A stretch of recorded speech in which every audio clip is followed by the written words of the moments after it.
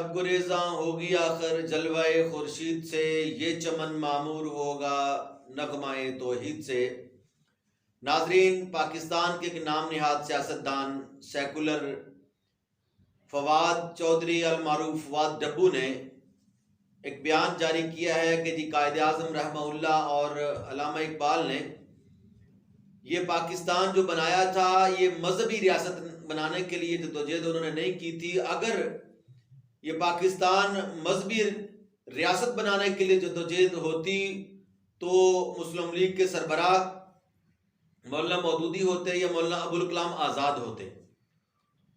اس گینڈے کو ہم جو نا چاہتے ہیں کہ دلیل کے ساتھ جواب دیں، جو اس نے اپنے مغربی آقاؤں کو خوش کرنے کے لیے اور اپنی تنخواہ جو ہے وہ حاصل کرنے کے لیے یہ بیان داغا ہے، تو ہم یہ چاہتے ہیں کہ اس کو دلیل سے ہم جواب دیں۔ سب سے پہلی بات یہ ہے کہ پاکستان کا مطلب کیا؟ لا الہ الا اللہ یہ مذہبی نعرہ نہیں تھا، یہ کوئی نیا نعرہ یہ فواد صاحب کے والد صاحب نے کوئی بنایا تھا یا کہ یہ مذہبی نعرہ تھا؟ سب سے پہلے یہ ہمیں سوچنا پڑے گا کہ پاکستان کا مطلب کیا؟ لا الہ الا اللہ۔ پاکستان کا مطلب تو سمجھا دیا گیا تھا کہ یہ ایک مذہبی ملک ہوگا، اور قائد اعظم رحمہ اللہ نے اس نعرے کو روکا کیوں نہیں؟ اور یہ پورے بر صغیر کے اندر یہ نعرہ لگتا تھا۔ اور میں یہاں پہ ابتدا سے جو ہے آپ کو سمجھانا چاہ رہا ہوں کہ قائد اعظم رحمۃ اللہ علیہ قائد اعظم بنے کب تھے؟ اس سے پہلے ایم اے جناح کہلاتے تھے، وہ کانگریس کے اندر تھے، اور ماحول ہندوستان کا یہ تھا کہ وہاں ہندو مسلم اتحاد اور ہندوستان کو یکجا کرنے کے لیے انہوں نے کوشش کی، جدوجہد کی، اور کوشش کی کہ ہندو اور مسلمانوں کے درمیان میں اچھے تعلقات بن جائیں، اور ظاہری بات ہے ہر مسلمان یہ چاہتا ہے، امن چاہتا ہے، تو انہوں نے یہ کوشش کی۔ جب وہ کوشش کرتے رہے، سالہ سال انہوں نے کوشش کی، اور جب انہوں نے کوشش کر کے دیکھ لیا کہ ہندو ایک انتہا پسند جو ہے وہ قوم ہے، اور ہندو جو ہے مسلمانوں کو دل سے قبول نہیں کر رہے، اور ہندو مسلمانوں کے ساتھ کتنی نفرت کرتے ہیں، ان کے اندر رہ کے انہوں نے سب کچھ دیکھ لیا، تو قائد اعظم رحمۃ اللہ علیہ نے مسلم لیگ جوائن کی۔ اور مسلم لیگ جوائن کس کے کہنے پہ کی؟ یہ موصوف فرما رہے ہیں کہ جناب وہ مولانا مودودی ہوتے سربراہ قائد اعظم نہ ہوتے تو مولانا محمد علی جوہر جیسے علماء کرام شامل تھے اس تحریک پاکستان میں، اور مولانا محمد علی جوہر کے کہنے پہ قائد اعظم نے مسلم لیگ جو ہے وہ جوائن کی، اور اس وقت ان کی ممبرشپ جو تھی وہ کانگریس کے اندر بھی تھی اور مسلم لیگ کے اندر بھی تھی، اور انہوں نے کوشش کی ایک وقت تک کہ مسلم لیگ اور کانگریس کے لوگوں یعنی ہندو مسلم کو آپس کے اندر انہوں نے جوڑنے کی کوشش کی، لیکن جب انہوں نے ہندوؤں کے رویے کو دیکھا تو وہ انتہائی مایوس ہو کے چھوڑ کے سیاست انگلستان چلے گئے، اور اس کے بعد تھوڑی دیر وہ وہاں پریکٹس کرتے رہے۔ اسی اثناء کے اندر قائد اعظم رحمۃ اللہ علیہ جو کہ اس وقت محمد علی جناح تھے، یہ میں دوبارہ کہہ رہا ہوں کہ اس وقت تک محمد علی جناح تھے، قائد اعظم نہیں تھے۔ علامہ اقبال وہاں جاتے ہیں اور جا کے ان سے بات کرتے ہیں اور ان کو کہتے ہیں کہ جناح صاحب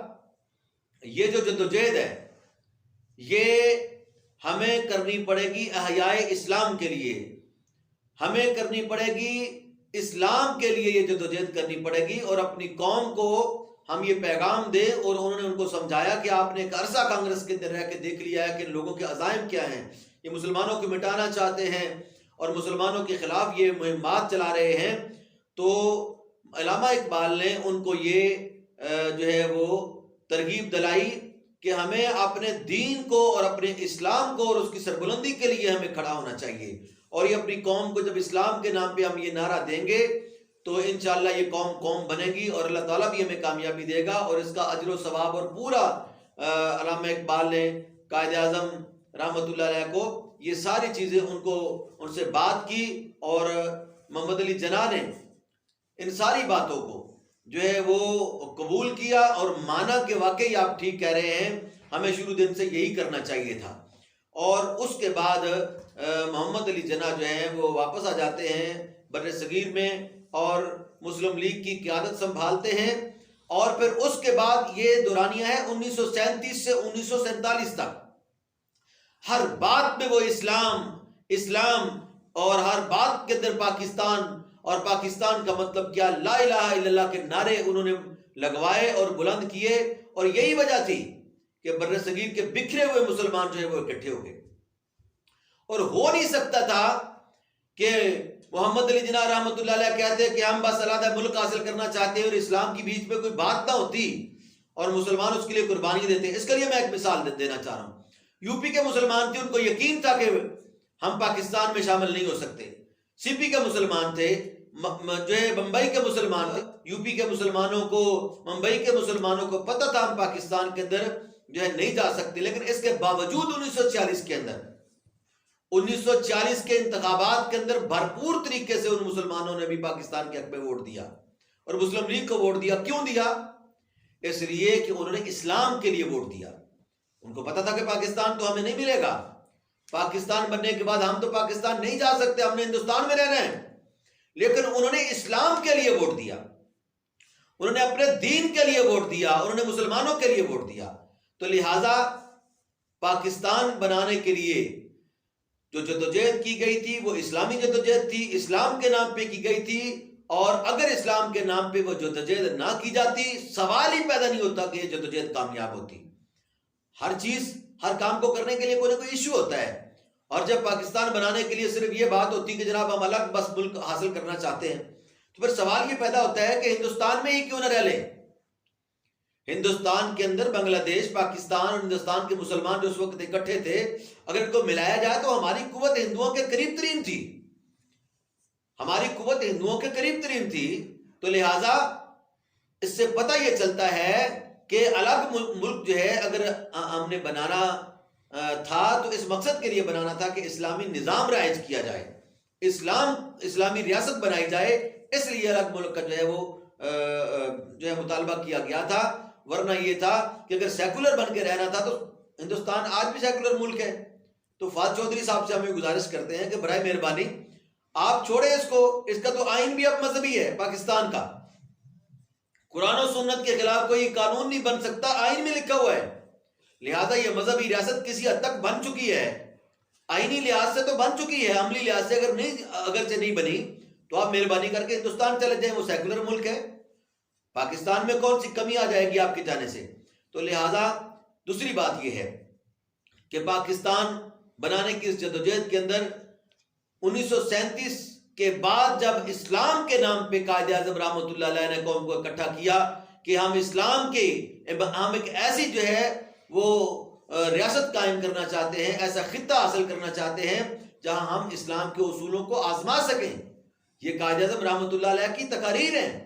اور حتیٰ کہ انہوں نے یہاں تک اپنی تقاریر میں کہا کہ اسلام محض مذہب نہیں ہے، یہ دین ہے، یہ ایک نظام ہے جو ہر شعبہ زندگی کے اندر ہمیں ایک نظام دیتا ہے، قانون دیتا ہے۔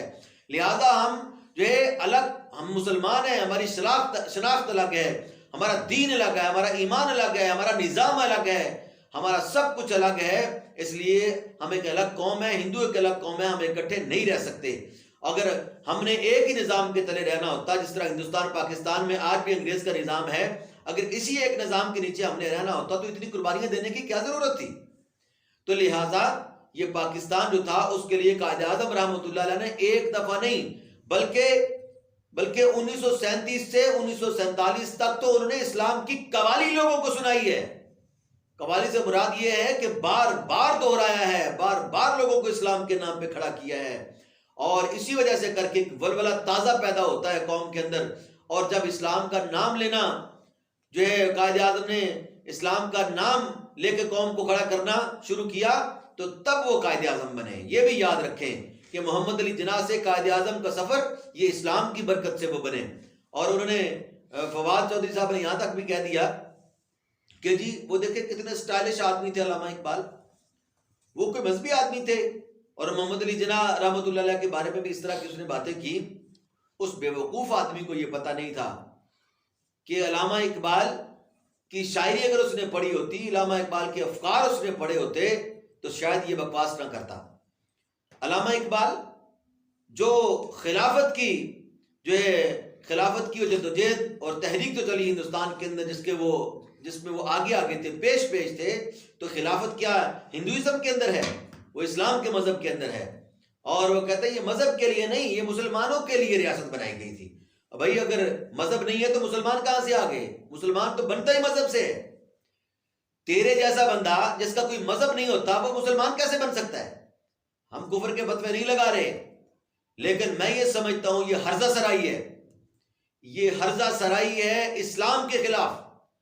کیا اگر مذہب سے اتنی نفرت ہے، اگر مذہب سے اتنی نفرت ہے یہ فواد ڈبو صاحب کو، تو میں ان سے یہ گزارش کروں گا کہ مرنے کے بعد ایک وصیت کریں کہ میرا جنازہ نہ پڑھایا جائے گا، کیونکہ جنازہ جو ہے وہ مذہب کے اندر ہے، جنازہ مذہب کے اندر ہے اور وہ مذہبی رسم ہے، جنازہ نہ پڑھایا جائے اور کفن دفن اسلامی طریقے سے نہ کیا جائے۔ اور انہوں نے اپنا نکاح بھی پڑھایا ہوگا، وہ بھی مذہب کے مطابق کیوں پڑھایا ہے؟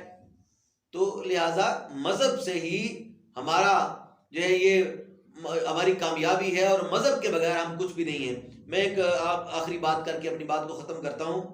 کہ میں نے پہلے بھی ایک دفعہ حدیث سنائی تھی جو ہے ویڈیو کے اندر، کہ اللہ کے رسول نے فرمایا کہ اسلامی نظام جو ہے، اسلامی نظام جو قوم رائج نہیں کرتی، یعنی اسلام سے ہٹ کے قانون بناتی ہے اور ان کو رائج کرتی ہے، تو اللہ ایسی قوم کو فقیر بنا دیتا ہے۔ تو یہ فواد ڈبو صاحب کہتے ہیں کہ قائد اعظم نے جو ہے یہ جو ہے مذہبی ریاست، ایک پسماندہ ریاست کی بات نہیں کی تھی۔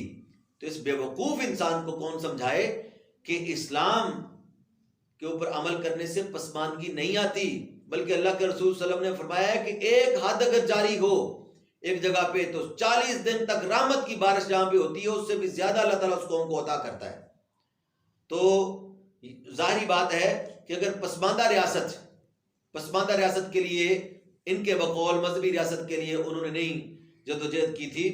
تو میں یہ پوچھنا چاہتا ہوں کہ آج تک یہ فواد چودھری جیسے غداروں نے، کافروں کے لیب پالک لوگوں نے آج تک جو پاکستان میں اسلام نافذ نہیں ہونے دیا، تو پاکستان میں تو اسلام نافذ نہیں ہے، تو پھر پسماندہ کیوں ہیں آپ؟ کیا اسلام ذمہ دار ہے پسماندگی کا؟ آپ فقیر کیوں ہیں؟ آپ مانگت اور بھیکاری کیوں ہیں؟ آپ لوگوں سے جا کے مانگتے کیوں پھرتے ہیں؟ تو اس سے پتہ یہ چلتا ہے کہ پسماندگی دین چھوڑنے کی وجہ سے کر کے آتی ہے، پسماندگی دین پہ عمل کرنے کی وجہ سے کر کے نہیں آتی۔ تو لہٰذا آخری بات میں یہ عرض کرنا چاہتا ہوں کہ پاکستان بننے کے بعد دو باتیں کر کے اپنی بات کو ختم کرتا ہوں۔ محمد علی جناح رحمۃ اللہ علیہ نے اپنی آخری دنوں میں، ریاض علی شاہ ان کے معالج تھے، میت ہو چکی تھی، تو وہ لاہور سے زیارت تک کا سفر کرتے ہیں، ان سے ملاقات کرتے ہیں، اور اپنی ڈائری کے اندر یہ ساری بات انہوں نے لکھی ہوئی ہے، جو 1988 کے اندر 11 ستمبر کو جنگ اخبار کے اندر پوری ان کی ڈائری جو ہے چھپ چکی ہے۔ آخری وقت ہے محمد علی جناح رحمۃ اللہ علیہ کا، قائد اعظم رحمۃ اللہ علیہ کا، اور اپنے معالج سے وہ بات کر رہے ہیں۔ کہتے ہیں کہ جب میں سوچتا ہوں کہ پاکستان جو ہے وہ بن گیا ہے تو مجھے بڑی دلی مسرت ہوتی ہے، لہٰذا میں اکیلا یہ کام نہیں کر سکتا تھا۔ پاکستان بنا ہے تو میں یہ سمجھتا ہوں یہ پاکستان رسول اللہ صلی اللہ علیہ وسلم کا روحانی فیض جو ہے، یہ پاکستان اللہ کے رسول کا روحانی فیض ہے۔ یہ انہوں نے الفاظ بولے، اور انہوں نے ساتھ کہا کہ اب پاکستانیوں کی یہ ذمہ داری ہے کہ وہ پاکستان کا نظام خلافت راشدہ کے نظام کے مطابق بنائیں، تاکہ اللہ تعالیٰ مسلمانوں کو بادشاہ، پاکستانیوں کو اور مسلمانوں کو اللہ تعالیٰ بادشاہت عطا کرے۔ یعنی ان کو پتہ تھا ان احادیث کا اور قرآن کی آیات کا کہ اللہ کے دین کے اوپر چلنے سے جو ہے بادشاہت اور دنیا کی حکومت اور امامت ملتی ہے، اور انہوں نے ان کا مطالعہ کیا ہوا تھا، سے یہ ظاہر ہوتا ہے۔ اور جو اس کے بعد پاکستان بننے کے فوری بعد کی میں بات کر رہا ہوں، اگر وہ اسلام نہیں چاہتے تھے تو پھر فواد چودھری کے باپ کو چاہیے تھا کہ ریڈیو کے اوپر وہ بٹھاتے اور کہتے کہ لوگوں کو بتلائیں پاکستان کا نظام کیا ہوگا۔ انہوں نے فواد چودھری کے باپ کو نہیں بٹھایا، انہوں نے مولانا مودودی کو کہا کہ آپ ریڈیو کے اوپر قوم کو بتائیں، اسلامی نظام کے بارے میں بتائیں اور پوری تشریح کریں اور قوم کو سمجھائیں اور ہمیں سمجھائیں کہ یہ کیسے جو ہے اسلامی نظام ہم نافذ کر سکتے ہیں۔ اور آج تک مولانا مودودی رحمۃ اللہ علیہ کے وہ جو ہے وہ ریڈیو کے اوپر ان کے لیکچر موجود ہیں، اور آج بھی جو کہ محمد علی جناح رحمۃ اللہ علیہ کے حکم کے اوپر انہوں نے دیے۔ تو لہٰذا یہ بکواس کرنا کہ جناب انہوں نے اسلامی ریاست کے لیے کوشش نہیں کی تھی، یہ بکواس ہے بالکل۔ میں یہ سمجھتا ہوں کہ یہ جو لوگ ہیں، یہ جو طبقہ ہے، میں کسی پارٹی کی بات نہیں کر رہا، یہ بات ذہن میں رکھیے گا، میں کسی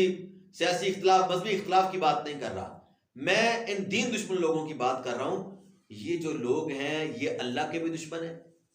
یہ رسول کے بھی دشمن ہیں، یہ محمد علی جناح کے نظریات کے بھی دشمن ہیں، یہ علامہ اقبال کے نظریات کے بھی دشمن ہیں. ہم ان کو یہ چیلنج کرتے ہیں کہ آؤ آپ اس طرح کرو، آپ یا تو قرآن کے مطابق آپ ہمارے ساتھ بیٹھ جاؤ کہ پاکستان کا نظام قرآن کے مطابق ہے. چلو قرآن تو تمہیں آتا ہی نہیں ہے، آپ اللہ کے رسول صلی اللہ علیہ وسلم کی سیرت کے مطابق اور انہوں نے جو ریاست مدینہ بنائی تھی ان کے جو اصول تھے اس کے مطابق آ جاؤ. تو وہ بھی ظاہری بات ہے کہ پاکستان کا نظام اس کے مطابق بھی نہیں ہے. چلو جو ہے آپ کے کہنے پہ ہم کہتے ہیں کہ آپ محمد علی جناح اور قائد اعظم کے جو نظریات جو ہیں ان کے مطابق آپ ہمارے سامنے بیٹھ جاؤ، اور پاکستان کا نظام جو ہے ان کے مطابق ہم وضع کرتے ہیں. اللہ کی قسم یہ اس سے بھی بھاگ جائیں گے. یہ صرف نام لیتے ہیں دکھانے کے لیے، یہ ان کی ڈوریوں کو پیچھے سے اور ہلاتا ہے. اور یہ کون لوگ ہیں؟ اللہ سبحانہ و تعالی بہت جلد انشاءاللہ ان کے چہروں سے نقاب اتارے گا، اور کچھ اتر رہا ہے. یہ وہ لوگ ہیں جو کافروں کے زرخرید ہیں، ایجنٹ ہیں، میر جعفر اور میر صادق کی اولاد ہیں. انشاءاللہ العزیز یہ روز روشن کی طرح واضح ہے کہ شب گریزاں ہوگی آخر جلوہ خورشید سے، یہ چمن معمور ہوگا نغمہ توحید سے.